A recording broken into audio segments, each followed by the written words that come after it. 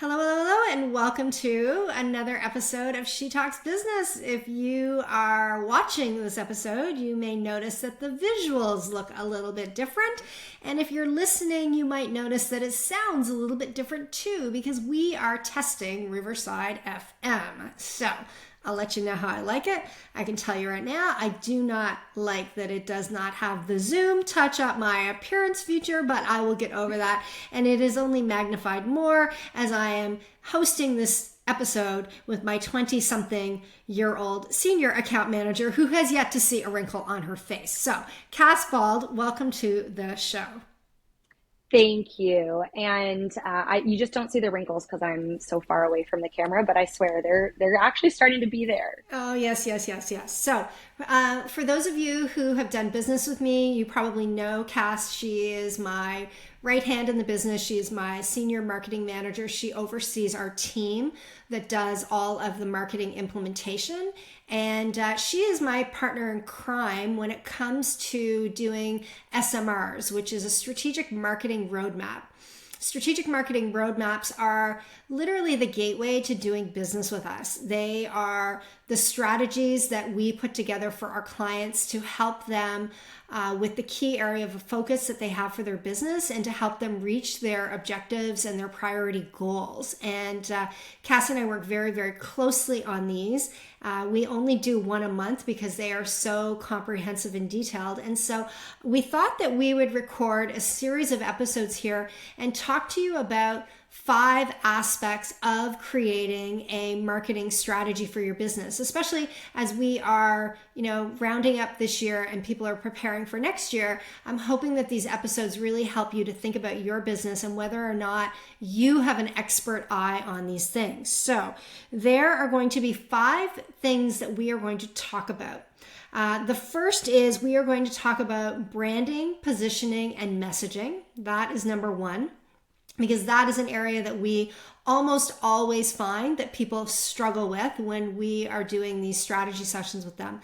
The second thing that we are going to talk about is your website and all of the little nuances that people often miss when it comes to creating a website presence that really aligns with their areas of expertise.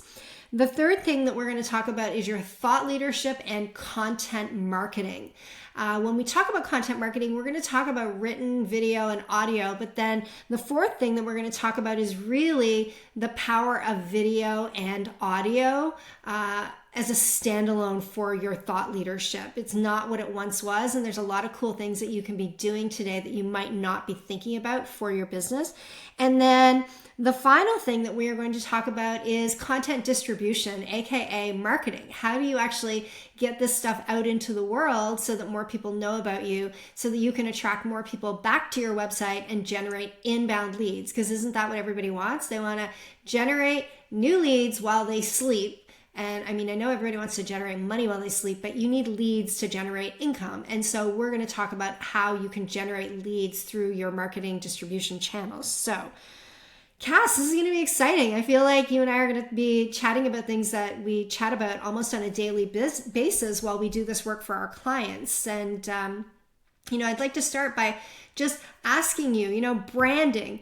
Branding is such a interesting and nuanced thing. And so many people think, oh, I need a logo. That's my brand. And brand is so much more than a logo. So, maybe just tell me a little bit about some of your observations throughout this past year and what you have noticed in terms of the areas of opportunity for people's brands and maybe some of the mistakes that people make when it comes to their brand. Yeah, absolutely. I agree. A lot of people tend to think about branding as their logo or their brand colors or their brand font. And really, it is so much more than that. One of the first things you're taught in marketing school, if you go to marketing school, is that your brand is what people say and think about you when you're not in the room. So what is the emotion or the feeling that they want to associate with you? There are certain brands out there, let's say Coca-Cola, that all you have to see is, that red sort of swoosh motif, and you already know exactly what it is, and your brain instantly triggers a thought and a feeling toward it. Either you like Coke or you prefer Pepsi, right? Mm-hmm. So I feel like so often when clients come to us for help with their marketing, the first thing we see is that their brand doesn't align with the quality of service that they actually provide. So I look at their brand and maybe it's outdated, or maybe it's really, It's it just, non-existent. yeah, it truly, it's non-existent, or it's inconsistent across platforms. Their website doesn't match the graphics that they're putting on social media, doesn't match the messaging, it doesn't match the face and the human being that I am sitting with on Zoom and hearing what they're saying to me. It does not align with what their branding looks like and sounds like on in their digital presence. I think alignment is such an interesting word and an important word because when you are thinking about your brand, if you are someone who is a solopreneur, you're the face of your brand, then your personality needs to be aligned with your brand. Have you ever gone to a conference and you met someone? I went to a conference one time and I met this woman who had this larger than life personality online. And I was so excited to meet her in person. And when I shook her hand, it was like a dead fish handshake.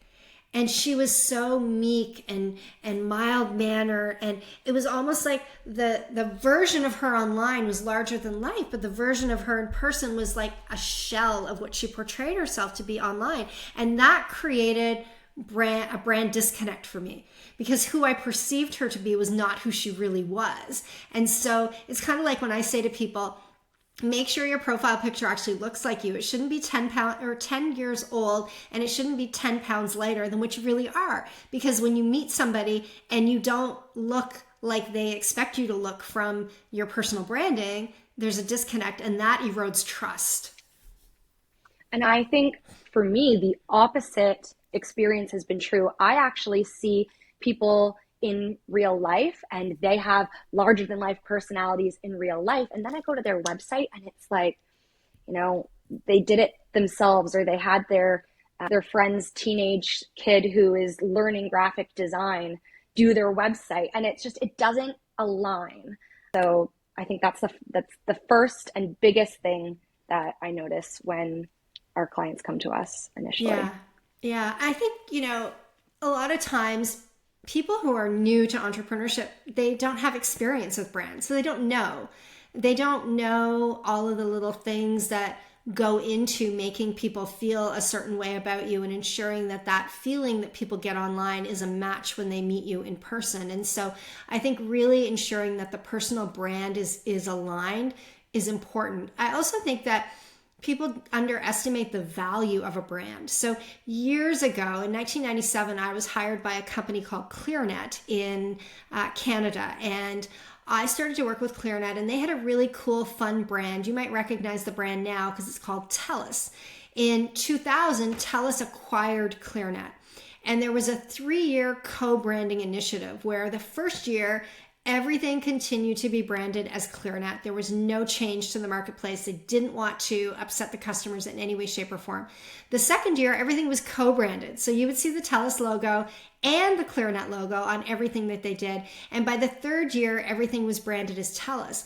But really and truly, it was a reverse brand takeover because TELUS adopted the ClearNet brand. The ClearNet brand was the future is friendly. They used animals in their marketing. They were fun, they were hip, they were cool, lots of white space. It was a complete departure from what the TELUS brand was. It was more of an older corporate stodgy brand, and they completely embodied the new brand of ClearNet. So I think sometimes we underestimate the value and the power of a brand, whether it is a corporate entity like that or a personal brand, and how important it is that everything you do aligns with the value that you want your customer to receive and how you want to make people feel. Because how you make people feel is in direct alignment with your brand and being congruent with your brand values. So let's get a little more detailed here and actually talk about some of the different aspects of your brand that will impact how people look at you, think about you, and feel about you. So, we've talked a little bit about logo and brand color and font. And while that's not everything, that is genuinely part of it. So there's your visual brand.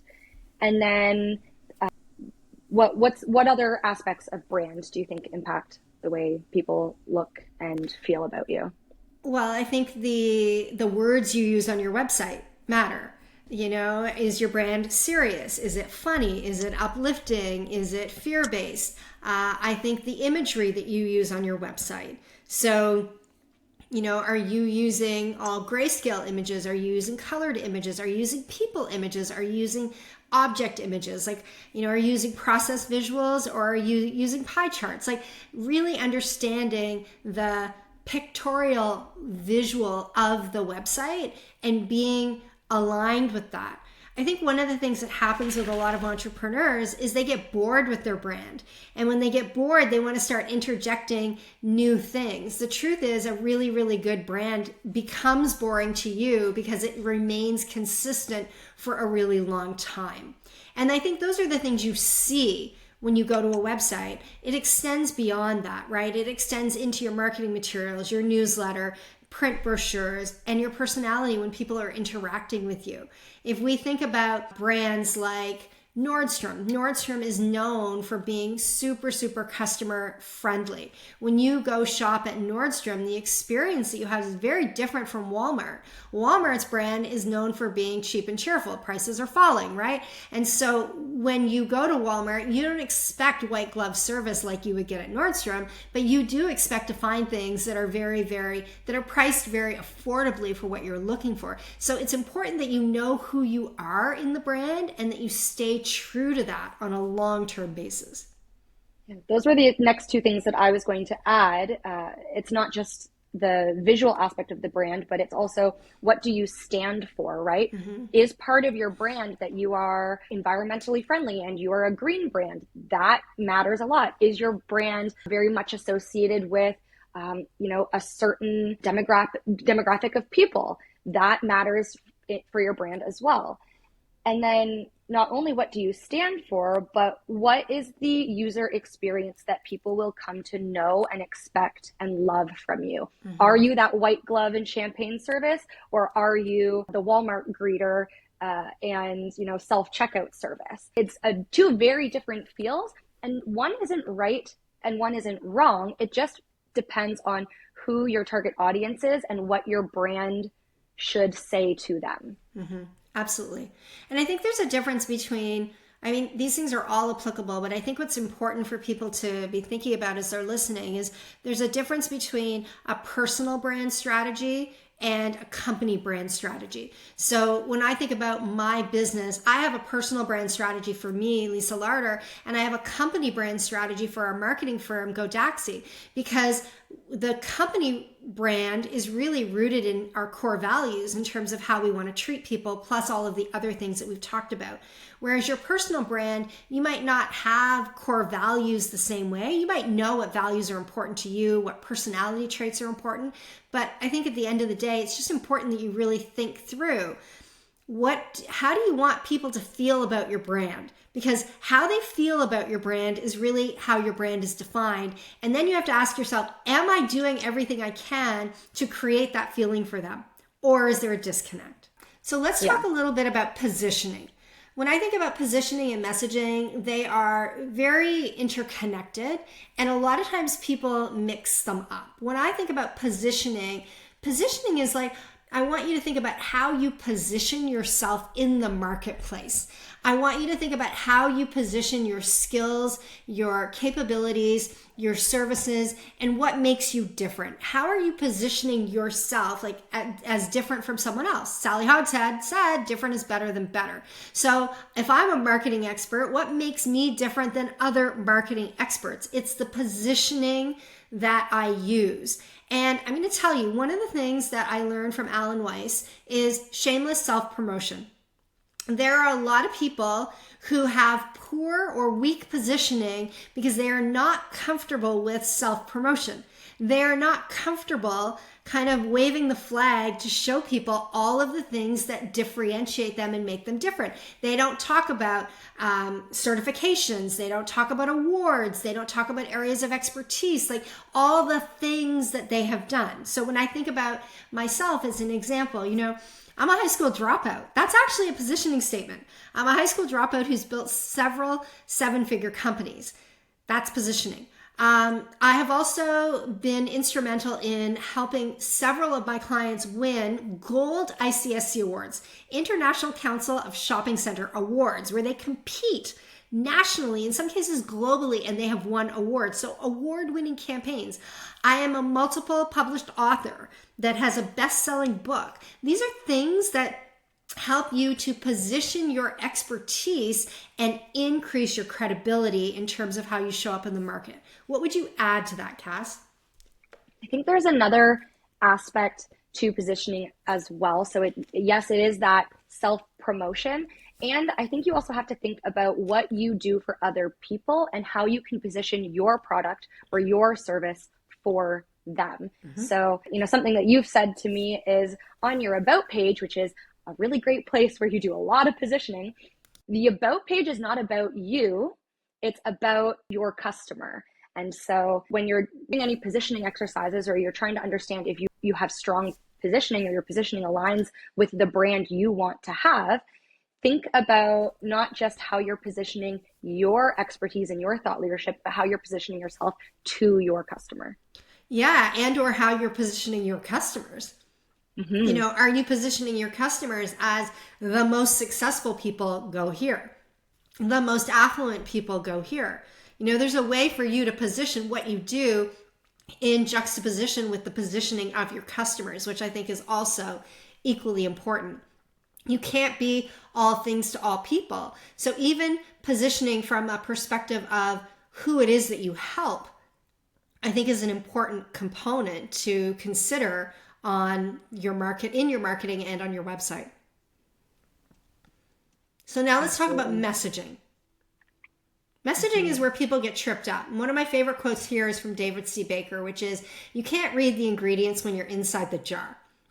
And so essentially, when it comes to messaging, you're inside the jar, but you need to figure out what the ingredients are on the outside of the jar so that your jar becomes appealing to others. And that's not so easy to do. Yeah, there's an exercise that I like to do when I'm helping clients with their messaging, and it requires a lot of research. And I'm a fact finder. Lisa knows this about me. I love to find all the facts. So this is maybe why this is my approach. But I like to go online and see what other people are either saying about a brand or what other people are saying they wish they could find in a brand. And that's a great place to start for understanding what your messaging should be and how you can communicate your positioning through your messaging to actually reach buyers where they are. Mm-hmm. One of the things that I like to do if you have an existing business is I like to have our clients ask their clients if they were talking to someone, what would they say about you? So I did this on my website, and I actually have a video on the homepage at lisalarter.com where I asked a bunch of clients to answer the question, if you're thinking about working with Lisa, here's what you should know. And they just filled in the blanks. And what was interesting for me is to hear the words that they use to describe my services, because they're very different from the words that I would use. So if you already have customers, part of your messaging should incorporate using the language that not all of your customers, but your best customers use to describe your work. Because not all customers are created equal. You may have a customer that spends $100 a year. You might have a customer that spends $100,000 a year. Do you want more $100 customers or $1,000 customers? So make sure the messaging is aligned with what the customer you want to attract is looking for. Now, I can understand, based on how you and I have just been talking about positioning and messaging, why so many people do get tripped up between the two. And so let me just break down messaging into a little bit more detail so that it's really easy to understand.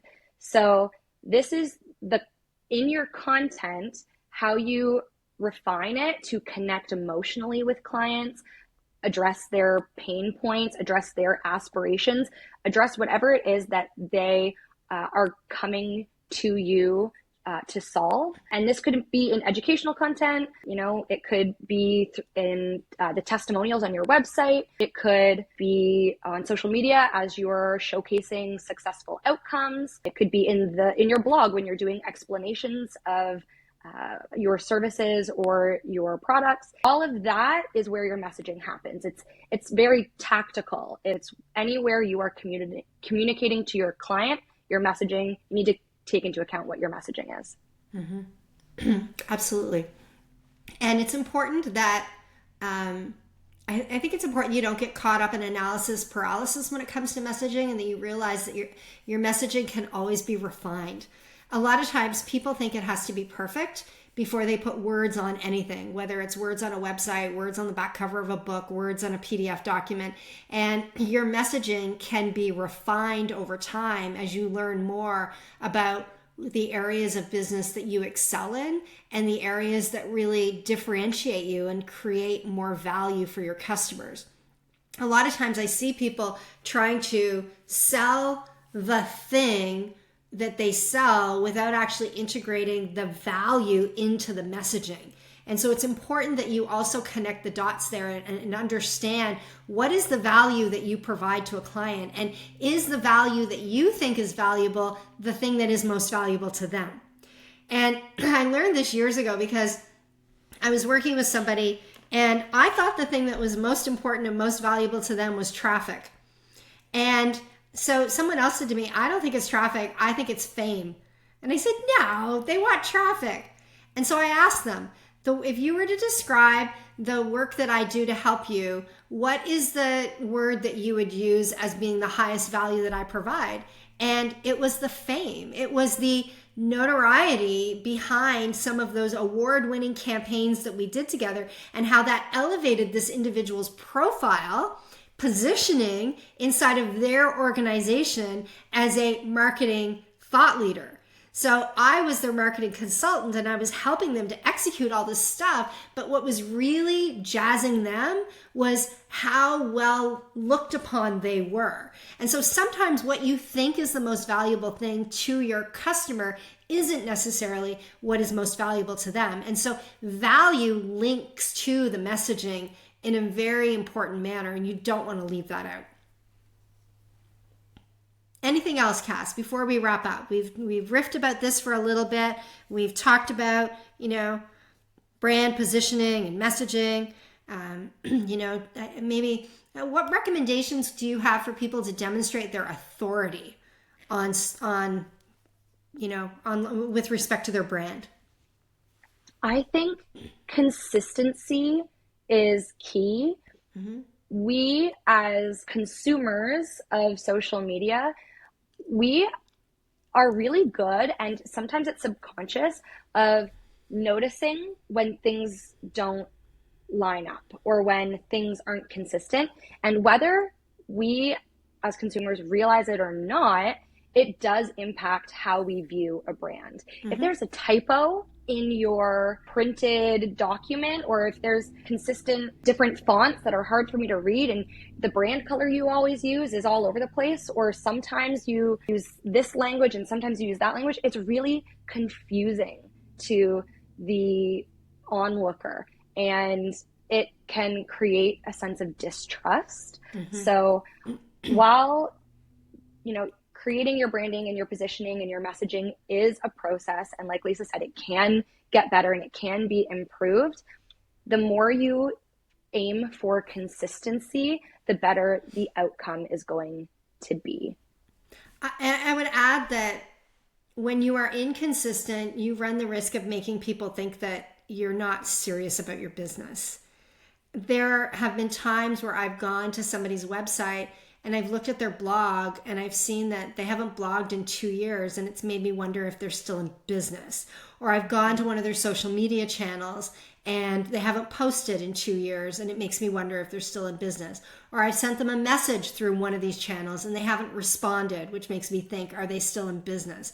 So I think not only consistency in showing up, consistency in responsiveness, and consistency in that brand promise, how you want people to feel, is super, super important.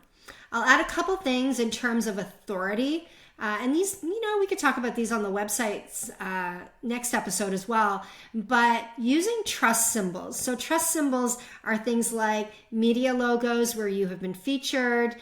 They are awards where you have been recognized by industry, either industry awards or what's the other word I'm looking for? Certifications, affiliations, things like that. I think those things all also add to your authority when it comes to how you show up with your brand, your positioning, and your messaging. And I think the last thing that I would say is it's really hard to do by yourself, because a lot of times our own not good enough gets in the way, and we don't see each other, we don't see ourselves the way that other people see us. And so if you are looking at your website right now, or you're looking at your brand and you have a little bit of, website shame or brand shame, you feel like it doesn't really align with who you are, I would recommend that you work with somebody to help you get it to where you can feel proud of your brand and feel like your brand is really aligned with how you want it to be portrayed and how you want people to feel about you. And that's not something that's easy for anyone to do on their own. I would argue that even if you're a branding expert, doing it for yourself is difficult to do. Absolutely. All right. Okay. Well, thank you everyone for listening. Thank you, Cass Bald, for being here to have this conversation. I'm looking forward to the next episode where we are going to dive into websites. So I mentioned website shame. A lot of people come to us with website shame, and we're going to talk about some of the most important strategies that you can put in place to feel confident and proud of your website and to turn your website into your silent sales partner so that it really does help you to generate more inbound leads. So thank you for listening to this episode, and a couple little things that I just want to add in. So one, if you've been listening to any of my Ask Me Anything episodes and you're interested in hosting an Ask Me Anything, feel free to reach out to lisa@lisalarter.com and tell me why you think you would be a great host on an episode of Ask Me Anything. Second thing, I'm still working on my Vegas March Madness event where we are going to talk about business strategies and learn lessons from top performing athletes and upsets during March Madness. If that's something you'd like to know more about, email me as well and I will send you all of the details. Thanks for listening, and we will see you on the next episode.